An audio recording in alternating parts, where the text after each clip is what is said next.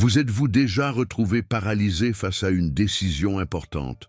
Ce moment où votre esprit tourbillonne, où chaque possibilité semble à la fois la bonne et la mauvaise, où l'anxiété monte et vous empêche d'avancer. La majorité des gens appellent cela du stress, de l'indécision ou pire, de la faiblesse. Mais les samouraïs du Japon ancien savaient que ce n'était pas de la faiblesse. C'était un signal, un avertissement de votre système interne que quelque chose ne va pas dans votre approche. Et aujourd'hui, vous allez découvrir comment ces guerriers légendaires transformaient la confusion en clarté absolue, la panique en action fluide, le chaos en calme mortel. Ce n'est pas une leçon de philosophie abstraite. C'est un système pratique, précis, que vous pouvez appliquer immédiatement dans votre vie.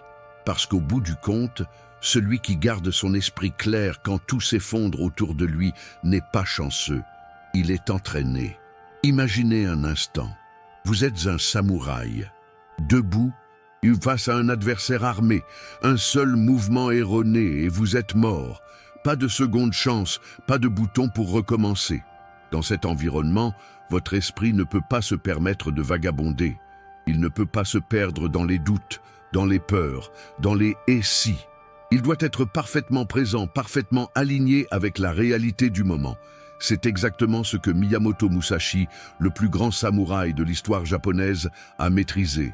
Invaincu en plus de 60 duels, mortel, il n'a pas survécu grâce à la force brute ou à la chance. Il a survécu parce qu'il avait développé un esprit cristallin, capable de voir à travers le chaos, de percevoir les intentions avant qu'elles ne se manifestent, d'agir sans hésitation. Et ce qu'il a compris, c'est que le véritable ennemi n'est jamais devant vous. Il est à l'intérieur de vous. C'est votre propre esprit agité, vos émotions non maîtrisées, vos pensées qui s'emballent. Vaincre cet ennemi intérieur, c'est vaincre tous les autres. Mais comment fait-on cela concrètement? Comment calme-t-on l'esprit quand tout autour de nous semble exploser? La première clé, et celle que les samouraïs ont utilisée pendant des siècles, c'est la respiration. Pas n'importe quelle respiration. Une respiration consciente, stratégique, intentionnelle. Musashi disait « Ne laissez pas le corps être entraîné par l'esprit, ni l'esprit être entraîné par le corps. » Ce qu'il voulait dire, c'est qu'il existe un pont entre votre corps physique et votre état mental. Et ce pont, c'est la respiration. Lorsque vous êtes stressé, que se passe-t-il? Votre respiration devient courte, rapide, superficielle. Vous respirez avec le haut de la poitrine, comme si vous étiez sur le point de fuir un danger imminent. Et votre cerveau, sentant ce signal, conclut « Il y a un danger. Je dois activer le mode survie. » Et c'est ainsi que commence la spirale. Votre cœur s'accélère, vos muscles se tendent, votre vision se rétrécit, votre capacité de réflexion diminue. Vous devenez réactif, impulsif, contrôlé par la peur. Les samouraïs ont compris que pour inverser cette spirale, il fallait commencer par le corps. Pas par la pensée positive, pas par la motivation, mais par la respiration. Parce que lorsque vous respirez profondément, lentement, en utilisant votre diaphragme, vous envoyez un signal complètement différent à votre cerveau. Vous lui dites « Tout va bien, il n'y a pas de danger immédiat.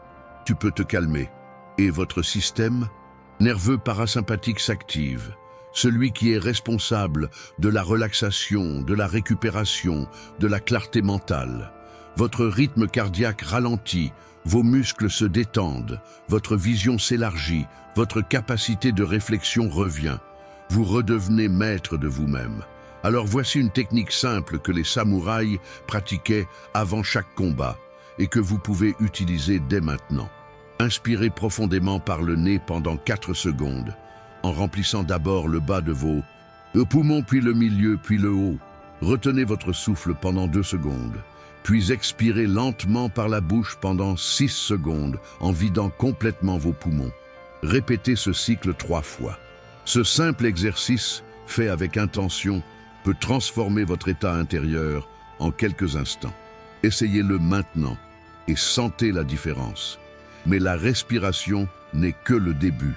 Parce qu'avoir un esprit calme ne suffit pas si vous ne savez pas quoi observer. Et c'est là qu'intervient le deuxième principe des samouraïs, la conscience anticipatoire. Musashi appelait cela Kan, la perception intuitive. Ce n'est pas de la magie, ce n'est pas un don mystique. C'est une compétence développée à travers l'observation constante et disciplinée. Musashi disait « Percevez ce qui ne peut être vu avec les yeux ». Qu'est-ce que cela signifie? Cela signifie que la majorité des informations importantes dans une situation ne sont pas visibles à l'œil nu. Elles sont dans les micro-expressions, dans les changements de posture, dans les silences, dans ce qui n'est pas dit. Les samouraïs s'entraînaient à lire ces signaux subtils parce que leur vie en dépendait. Si vous pouviez percevoir l'intention de votre adversaire avant qu'il ne bouge, vous aviez déjà gagné. Et cette compétence s'applique parfaitement au monde moderne. Pensez à une négociation importante, à une conversation difficile avec un proche, à une présentation devant des décideurs. Si vous êtes capable de lire l'état émotionnel de l'autre personne, de percevoir ses peurs, ses désirs, ses points de pression, vous avez un avantage considérable. Vous n'êtes plus en train de réagir aveuglément. Vous êtes en train de naviguer avec précision. Comment développer cette conscience anticipatoire? En pratiquant l'observation sans jugement. La prochaine fois que vous êtes dans une conversation, au lieu de préparer mentalement votre prochaine réplique, observez vraiment l'autre personne. Regardez ses yeux. Est-ce qu'il se dirige vers le bas quand elle parle d'un sujet sensible? Observez ses mains. Est-ce qu'elle se crispe quand vous mentionnez un certain nom? Écoutez le ton de sa voix. Est-ce qu'il devient plus aigu quand elle est stressée? Tous ces signaux vous donnent des informations précieuses sur ce qui se passe réellement sous la surface. Et plus vous pratiquez cette observation, plus elle devient naturelle, automatique. Vous commencez à sentir les choses avant qu'elles ne se manifestent. C'est exactement ce que Musashi avait développé.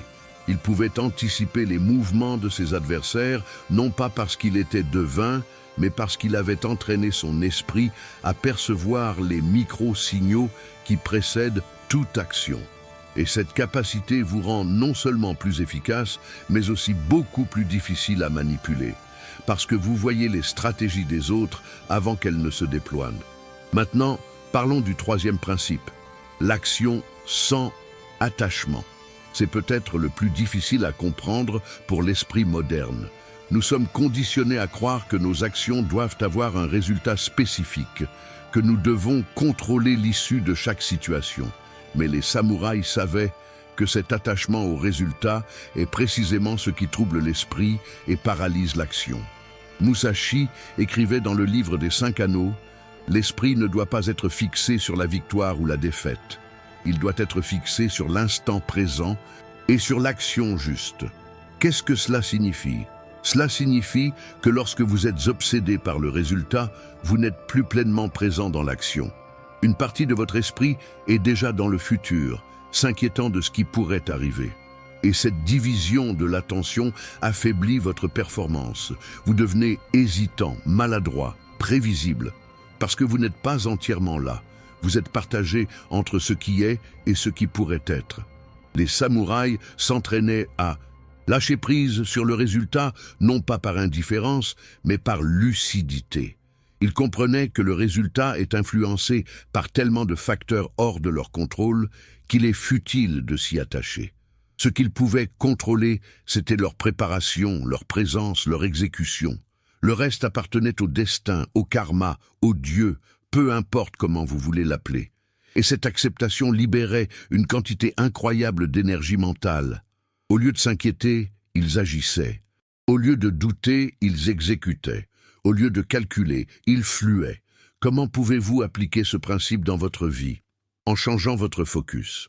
La prochaine fois que vous faites face à une situation importante, au lieu de vous demander « Est-ce que je vais réussir ?», demandez-vous « Quelle est l'action juste à faire maintenant ?»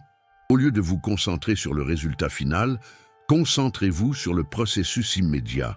Que pouvez-vous contrôler à cet instant précis? Votre préparation, votre attitude, votre présence. C'est tout. Le reste n'est pas entre vos mains. Et paradoxalement, c'est exactement cette attitude de non-attachement qui augmente vos chances de succès. Parce que vous n'êtes plus paralysé par la peur de l'échec. Vous êtes libre d'agir pleinement, sans retenue, sans hésitation. Vous devenez comme l'eau que Musashi décrivait, capable de s'adapter à n'importe quel récipient, de contourner n'importe quel obstacle, de couler sans résistance vers son but. Cette fluidité, cette absence de rigidité mentale, c'est ce qui permet l'action extraordinaire. Pas l'effort forcé, pas la volonté brutale, mais l'alignement parfait avec ce qui est. Et cela nous amène au quatrième principe, celui que très peu comprennent vraiment, le vide. Musashi consacrait tout un chapitre de son livre à ce concept mystérieux. Il l'appelait « ku », le vide ou le néant. Et il disait « Le vide n'est ni le bien ni le mal, c'est la connaissance même ». Ce que Musashi voulait dire, c'est que le véritable maître n'est attaché à aucune technique, à aucune stratégie fixe, à aucune croyance rigide. Son esprit est comme un miroir parfaitement poli, capable de refléter la réalité telle qu'elle est, sans distorsion, sans interprétation, sans projection. Ce vide n'est pas une absence, c'est une présence totale. C'est l'état d'esprit qui n'est encombré par aucune pensée parasite, aucune émotion résiduelle, aucune attente préconçue. C'est l'état dans lequel vous êtes complètement disponible pour percevoir ce qui est et pour agir de manière appropriée. Dans le monde moderne, nous appelons cela le flow. Cet état de performance optimale, où vous êtes tellement absorbé par ce que vous faites, que vous perdez la notion du temps, que votre ego s'efface, que vos doutes disparaissent. Mais les samouraïs avaient compris cela il y a des siècles, et ils avaient développé des méthodes précises pour accéder à cet état à volonté. Comment cultiver ce vide intérieur? Par la pratique de ce que les Japonais appellent zazen, la méditation assise. Mais pas n'importe quelle méditation, pas celle où vous essayez de vous détendre ou de visualiser des choses positives. Non, c'est une méditation où vous vous asseyez simplement, en observant votre esprit sans interagir avec lui. Vous laissez les pensées venir et partir, comme des nuages dans le ciel. Vous ne les jugez pas, vous ne les poursuivez pas, vous ne les repoussez pas. Vous les observez simplement, et petit à petit, votre esprit se calme, les vagues de pensée s'apaisent, et vous commencez à percevoir ce vide sous-jacent, cette présence silencieuse qui est toujours là, sous le bavardage mental. C'est votre véritable nature, c'est ce que Musashi appelait l'esprit du guerrier. Un esprit qui n'est troublé par rien, qui ne s'attache à rien, qui est prêt à tout. Commencez par 5 minutes par jour. Asseyez-vous confortablement, le dos droit, les yeux mi-clos. Respirez naturellement et observez simplement ce qui se passe dans votre esprit. Ne forcez rien, ne cherchez rien, soyez juste présent. Avec le temps, cette pratique transformera radicalement votre relation à vos pensées et à vos émotions. Vous découvrirez que vous n'êtes pas vos pensées. Vous êtes celui qui les observe, et cette découverte change tout. Maintenant, mettons tout cela ensemble. La respiration pour calmer le système nerveux. La conscience anticipatoire pour percevoir ce qui se passe réellement. L'action sans attachement pour agir sans hésitation. Et le vide pour maintenir un esprit clair et disponible. Ces 4 principes forment un système complet de maîtrise mentale. Et lorsque vous les appliquez ensemble, quelque chose de remarquable se produit. Vous devenez ce que les samouraïs appelaient Mushin, l'esprit vide ou l'esprit sans pensée. Ce n'est pas un état d'ignorance ou de stupidité, c'est un état de lucidité absolue où vous réagissez instantanément à ce qui se présente, sans le filtre de l'ego, sans la lourdeur du passé, sans l'anxiété du futur. Vous êtes complètement présent, complètement aligné, complètement efficace. Et dans cet état, vous êtes pratiquement imbattable. Non pas parce que vous êtes plus fort ou plus intelligent que les autres, mais parce que vous n'avez pas les obstacles internes qui les limitent. Votre esprit ne vous sabote pas, il vous soutient. Vos émotions ne vous submergent pas, elles vous informent. Vos pensées ne vous paralysent pas, elles vous guident. Vous êtes devenu un Instrument parfaitement accordé, capable de répondre avec précision à n'importe quelle situation. Mais attention, ce n'est pas quelque chose qui arrive du jour au lendemain. Les samouraïs consacraient des années, parfois des décennies, à développer cette maîtrise. Musashi lui-même a passé toute sa vie à affiner son art, jusqu'à ses derniers jours. Ce n'est pas une destination, c'est un chemin. Un chemin de discipline quotidienne, de pratique constante, de refinement continu. Et la beauté de ce chemin, c'est que chaque jour où vous vous y engagez, vous devenez un peu plus libre, un peu plus clair, un peu plus puissant. Pas du pouvoir sur les autres, mais du pouvoir sur vous-même. Et c'est le seul pouvoir qui compte vraiment. Parce qu'une fois que vous maîtrisez votre propre esprit, plus rien au monde ne peut vraiment vous atteindre. Les insultes glissent sur vous. Les échecs vous enseignent. Les succès ne vous enivrent pas. Vous restez centré, équilibré, présent, comme une montagne au milieu de la tempête, inébranlable. Alors, que faites-vous maintenant avec cette connaissance? Vous avez deux choix. Le premier, c'est de laisser tout cela rester au niveau intellectuel, de hocher la tête en disant « c'est intéressant » et de continuer votre vie exactement comme avant. Et dans ce cas, rien ne changera. Vous resterez à la merci de vos pensées agitées, de vos émotions incontrôlées, de vos réactions automatiques. Vous continuerez à vivre dans le chaos intérieur en espérant que les circonstances externes s'améliorent pour que vous vous sentiez mieux. Mais les samouraïs vous diraient que c'est une illusion. Les circonstances ne changeront jamais assez pour vous donner la paix. Parce que la paix ne vient pas de l'extérieur, elle vient de l'intérieur. Le deuxième choix, c'est de commencer maintenant, aujourd'hui. Pas demain, pas après avoir lu encore 3 livres ou regardé encore 10 vidéos. Maintenant, choisissez un des 4 principes que nous avons explorés. Peut-être la respiration consciente, peut-être la méditation du vide, peut-être l'observation sans jugement, peu importe lequel. Choisissez-en un et pratiquez-le aujourd'hui. Pas pendant 1 heure, pas de manière parfaite, juste 5 minutes. 5 minutes de pratique valent mieux que 1000 heures de théorie, parce que c'est dans la pratique que la transformation se produit. C'est dans la répétition que les nouveaux chemins neuronaux se créent. C'est dans l'action que vous devenez celui que vous voulez être. Et si vous arrivez jusqu'ici, si vous avez écouté chaque mot avec attention, si vous sentez quelque chose résonner en vous, alors laissez un signe. Écrivez dans les commentaires.